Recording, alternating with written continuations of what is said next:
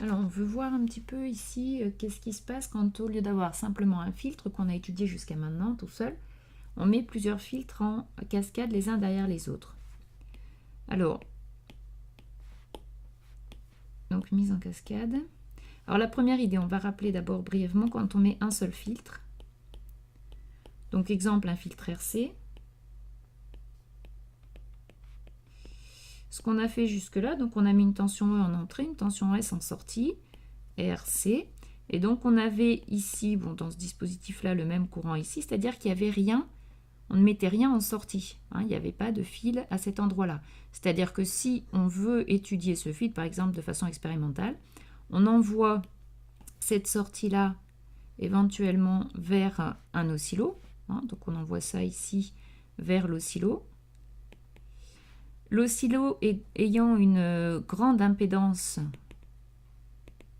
d'entrée, hein, si vous regardez sur un oscillo, vous voyez que l'impédance d'entrée c'est 1 mégaume, donc 10 puissance 6 ohms.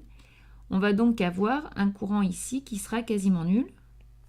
Donc en fait, on ne perturbe pas le circuit en envoyant ce dispositif vers l'oscillo. Alors ça c'est bien joli, mais après il faut utiliser le filtre. Donc si on veut utiliser le filtre, ben, en général on met quelque chose derrière. Donc si jamais on veut mettre quelque chose derrière, ou si justement on veut mettre plusieurs filtres les uns derrière les autres, qu'est-ce qui va se passer? Ben, là, donc petit e, et là j'ai petit s, et supposons donc que je mette derrière ce filtre une résistance d'utilisation. Hein, voilà. Ben là je me rends compte que le courant qui passe dans R et dans C n'est pas le même, parce que j'ai un prime ici qui est différent de 0 forcément, puisqu'il y a un courant qui va passer dans la résistance. Donc ici, mon courant, c'est pas I, mais c'est I moins I' qui est différent de I. Et du coup, tout le calcul de fonction de transfert que j'avais fait, maintenant, il ne marche plus. Parce que là, en fait, la fonction de transfert, quand je l'ai calculée, c'était S bar sur E bar. Comment j'avais fait? J'avais dit c'est un diviseur de tension parce que j'ai le même courant dans la résistance et dans la capacité. Et donc, j'avais trouvé une certaine valeur. Donc, en fait, ce que j'avais fait, c'est que j'avais calculé la fonction de transfert, quand on la calcule, on suppose que le courant de sortie, le courant que j'appelais I', est nul. Or ici, donc quand je l'utilise, si j'appelle H' ma nouvelle fonction de transfert, qui sera S sur E, je n'ai plus de diviseur de tension puisque je n'ai plus le même courant dans la capacité et dans la résistance. Donc ça va être différent de H bar. Donc j'ai tout fait pour, par exemple, que ce filtre soit un filtre passe bas ou un filtre passe haut, etc.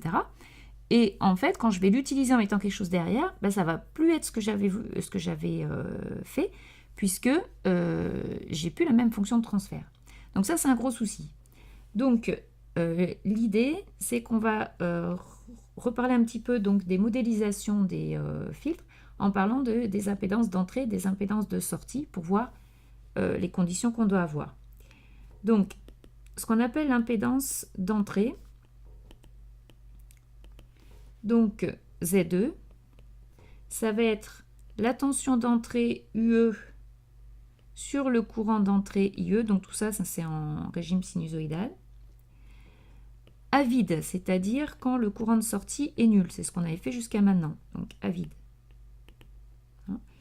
Donc, vous avez, nous on considère donc notre filtre c'est ce qu'on appelle un quadripôle, c'est-à-dire qu'il a 4 pôles, là.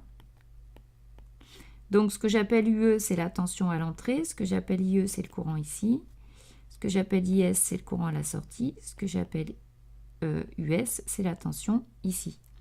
Et donc vous voyez ici que dans notre premier cas, on avait bien calculé donc les choses à vide, c'est-à-dire avec un IS qui vaudrait 0. Mon quadripôle, donc si je prends mon circuit RC, c'est à l'intérieur du quadripôle, j'ai mon R qui est là et le C qui est là. Donc voilà comment je modélise le quadripôle avec mon impédance d'entrée de sortie. Donc on peut bien sûr calculer cette impédance d'entrée. De la même façon, on peut définir l'impédance de sortie du quadripôle. Cette impédance, elle est définie en court-circuit, c'est-à-dire en court-circuit à l'entrée.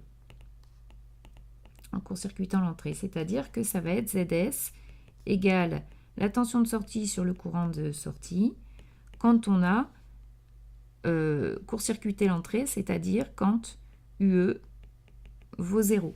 C'est-à-dire qu'on a mis un fil en fait, hein, ici. Donc ça c'est pour faire U égale 0, on a mis un fil à l'entrée ici. Donc on a court-circuité l'entrée, donc c'est comme ça qu'on calcule l'impédance de sortie. À chaque fois, c'est bien homogène à une tension sur un courant. Et c'est, donc pour l'impédance d'entrée, c'est ce que voit le circuit qui est avant mon quadripôle.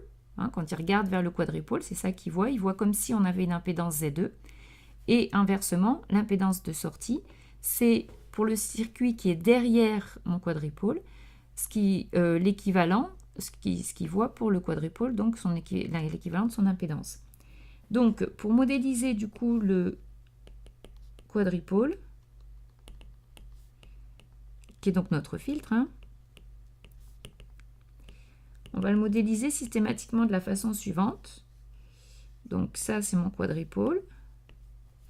Je vais mettre donc la tension UE. Alors, on a toujours, hein, je reprends le même dessin que tout. On a la tension UE ici à l'entrée, le courant IE ici. Et on a à la sortie la tension US et le courant IS. Et donc le quadripôle, on le modélise de la façon suivante. On va mettre en entrée son impédance d'entrée, donc Z2, entre les deux bornes. Et ici en sortie, alors d'une part il y a l'impédance de sortie dont on a parlé. Et bien c'est qu'il y a une certaine fonction de transfert, donc la tension de sortie, on avait dit si IS vaut 0, et on a la tension de sortie qui doit être égale à H bar UE, puisqu'on a H bar qui valait US sur UE quand IS vaut 0. Hein, donc du coup, on va modéliser ça par un petit qui est un générateur lié en fait, hein, puisqu'il dépend de la tension UE, qui aura comme valeur H bar fois UE. Hein, donc effectivement, quand IS vaut 0, la tension borne de l'impédance de sortie vaut 0, et on a bien US qui vaut H bar fois UE. Donc voilà comment on modélise le filtre en tenant compte de son impédance d'entrée et de son impédance de sortie. Donc l'idée, c'est que maintenant, si on met donc plusieurs filtres en cascade, là on va mettre 2 filtres en cascade, c'est-à-dire l'un derrière l'autre, on veut que chacun des filtres fasse et le fonctionnement qu'on lui a demandé seul.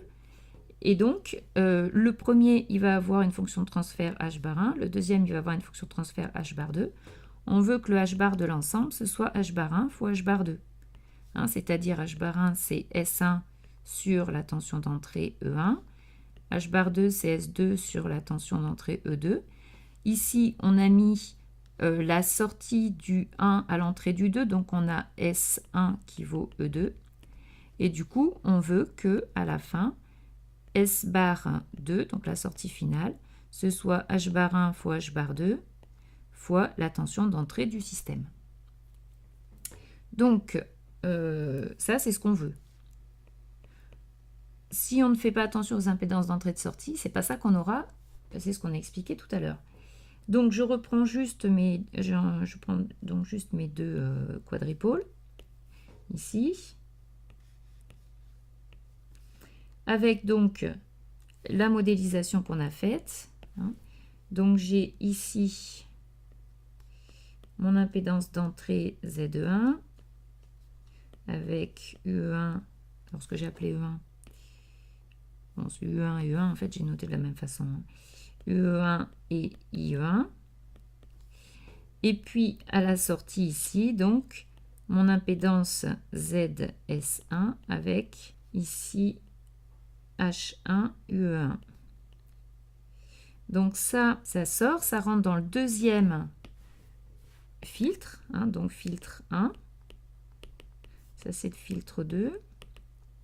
Donc, ça va rentrer dans le deuxième filtre qui, lui, donc, a une impédance Z2 et en sortie, donc, on a un ZS2 et un H bar 2 UE2. Voilà. Ça, donc, c'est la tension de sortie US2, le courant de sortie IS2. Et entre les deux, on a le courant, la tension, donc ici, qui est à la fois US1 et qui est aussi UE2. Hein. Et là, j'ai le courant IS1 1 de sortie du premier dipôle.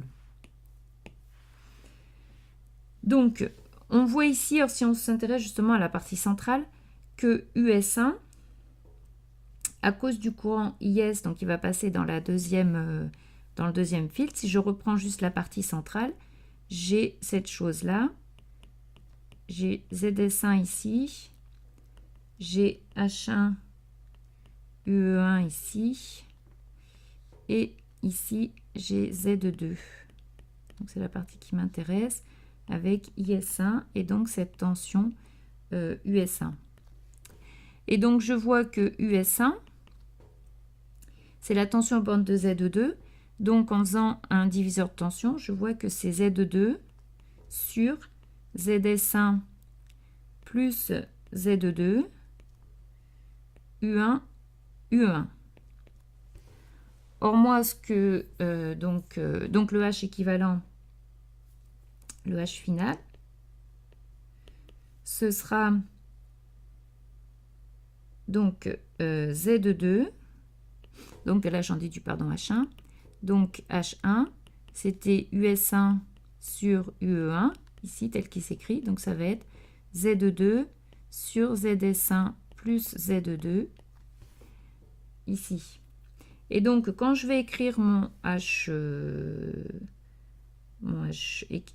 total, ça va être Z2 sur ZS1 plus Z2 H bar 1 H bar 2 hein, si je finis le reste.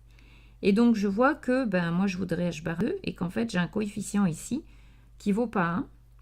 Et donc le but c'est qu'on veut que ça ce soit le plus proche de 1 possible. Donc l'idée, il y a deux choses qu'on peut faire. C'est que d'une part, il faut que ZS1 soit très petit devant Z2 hein, pour pouvoir négliger dans le dénominateur le ZS1 par rapport au Z2. Et dans ce cas-là, effectivement, si on peut négliger ce ZS1 par rapport au Z2, on retrouve Z2 sur Z2, donc H bar qui vaut H bar 1, H bar 2.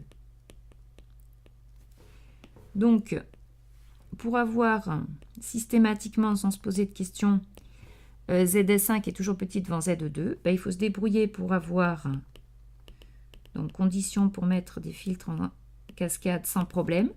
C'est-à-dire que vous avez calculé les fonctions de transfert de tous vos filtres quand ils sont seuls.